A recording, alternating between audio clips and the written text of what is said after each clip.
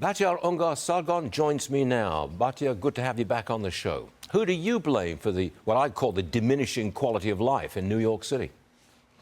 I think you're absolutely right. These are completely preventable problems, and it is absolutely devastating.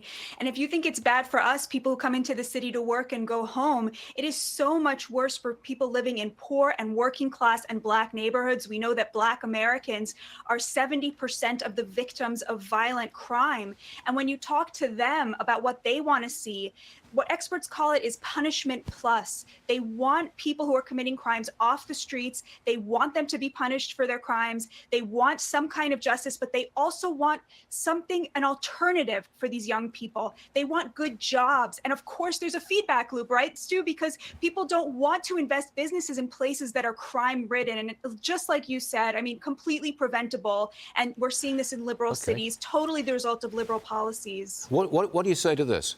There will be no change in New York City or any other big city with these kind of problems until you fix leadership. And that means fixing political leadership. It's no secret that these cities are in disarray, and almost all of them are run by Democrats. No change unless there's a change in politics. What do you say to that?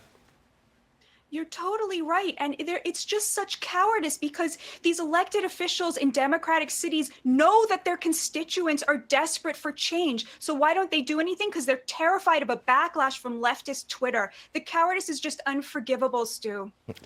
The governor of Florida, Ron DeSantis, he's defending his decision to ban AP African American Studies courses at public high schools in Florida. Watch this.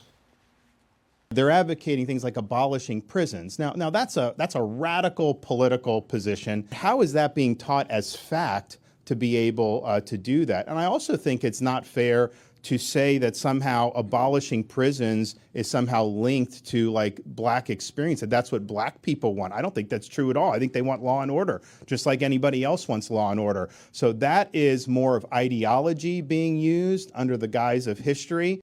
Batya, do you agree with what the governor is doing in the schools down there? Oh, yeah, absolutely. As somebody who got a PhD and had to take an African American studies course, I can tell you, they don't tell you that 81% of Black Americans oppose defunding the police. They don't tell you that 51% of Black Americans oppose affirmative action. They don't tell you that there's robust debate within the Black community on these important issues. And I think he's right that if you want to give kids a good class, you have to give them room to make up their own minds. You can't just tell them what to think. And these courses don't do that. Thank you very much. Batya Ungar-Sargon, always a pleasure. Thanks for being with us today. Thank you. Thanks, Stu.